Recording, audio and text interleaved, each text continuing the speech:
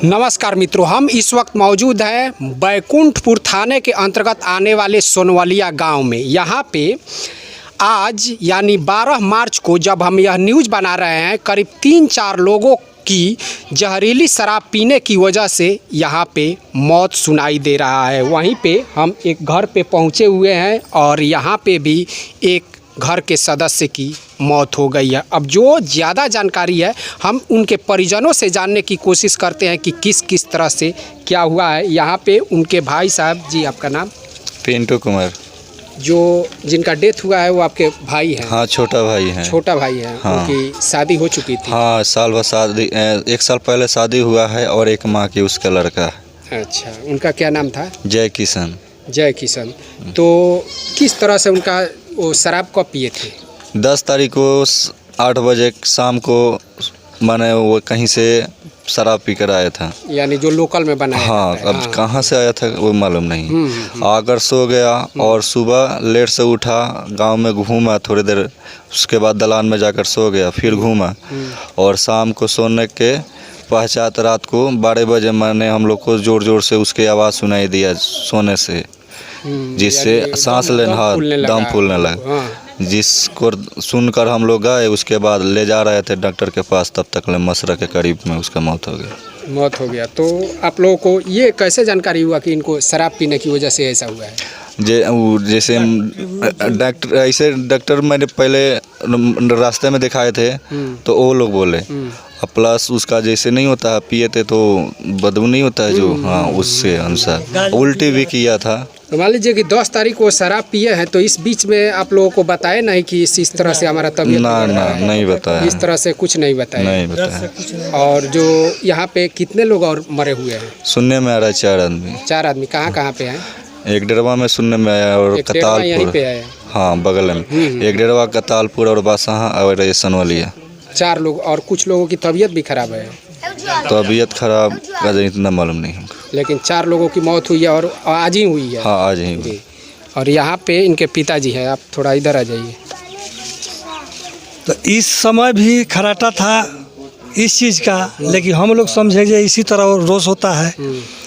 लेकिन जब रात में हम खाना वाना सब लोग खाकर सो गया तो शांति माहौल हुआ, तो उसको खराटा ज़ोर ज़ोर से सुनाई देने लगा।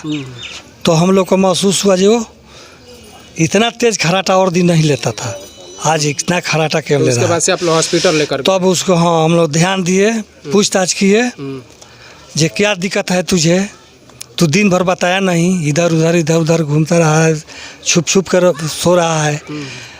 गांव जवार के लोग से भी तू कुछ लड़कों से बात करता है, लेकिन हम लोग से कुछ नहीं बताया। तो बोला कि सब ठीक है, हमको सांस लेने में दिक्कत है।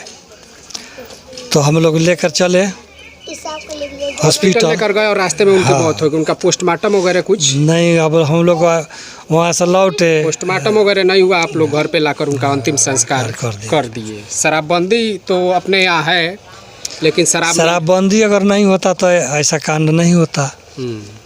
शराब बंद हो जाती पूर्ण रूप से तो कहाँ से शराब मिलता है? पूर्ण रूप से खुल ही जाती। अच्छा, पूर्ण रूप से खुल जाती तो जहर जो पी रहा है तो जहर नहीं न पीता, शराब पीता। तो जांचा पर क्या हुआ, मान लिया कि शराब बनता है तो उसमें केमिकल डॉक्टर सब जांच करके बनता है। और वैध बनाने वाला उसमें क्या जांच है, क्या डालता है, यूरिया 9-17 क्या चीज़ डाल करके आसपास में ही न बनता होगा। तो अब आसपास में बनता है तो हर आदमी तो अपने काम में है, ये कौन देखता है जहाँ कौन बना रहा है? ये तो काम है अधिकारी का, पता करना, चौकीदार का, पुलिस का, जो हाँ भाई किस गांव में कहाँ बन रहा है। चलिए, बिहार में जो है वो 2016 से शराबबंदी लागू है, लेकिन शराब का आलम ये है कि यहाँ पे हर एक जगह पे शराब मिलता है। और जो ग्रामीण है, इन लोगों को भी कहीं ना कहीं से मालूम होता है कि हाँ, शराब इस जगह पे बिक रहा है, लेकिन ये लोग बता नहीं पाते हैं किसी न किसी वजह से, या दुश्मनी लेने की वजह से। कि ऐसा भी सुनने में आया कि अगर कोई व्यक्ति शराब यहाँ पे बन रहा है और उसको बता दिया गया है तो दोनों में मारा मारी हो जाता है, लाठा लाठी हो जाता है। इसके लिए कई बार मर्डर भी हो चुका है। और जो सरकार है और जो सरकारी तंत्र है वो तो कोशिश करते हैं, लेकिन इन कोशिशों के बावजूद भी जो शराब से मरने वालों की संख्या है वो आए दिन बढ़ती जा रही है। जो जहरीली शराब है वो बिहार में गांव-गांव में बनती है और बनने के बाद उसे बेचा जाता है और उसके साथ ही कहीं ना कहीं लोग उसे पीकर मर रहे हैं और जो हमारी सरकारें हैं वो बस देख रही है। इनके लिए, शराब से मरने वालों के लिए सरकार की तरफ से कोई किसी प्रकार का कोई मुआवजा भी नहीं है और ये लोग अपने हाल पे पीते हैं और फिर मरते हैं और सरकार जो है वो बस उसकी जांच वगैरह बिठा देती है और कुछ शराब तस्करों को पकड़कर अंदर कर देती है और उसके बाद से मामला शांत हो जाता है। तो चलिए, अब यहाँ पे 3-4 लोगों की मौत हुई है। हम और भी घरों पे चलने की कोशिश करते हैं और वहाँ पे देखते हैं कि हालिया परिस्थिति क्या है। अरे तो ये काम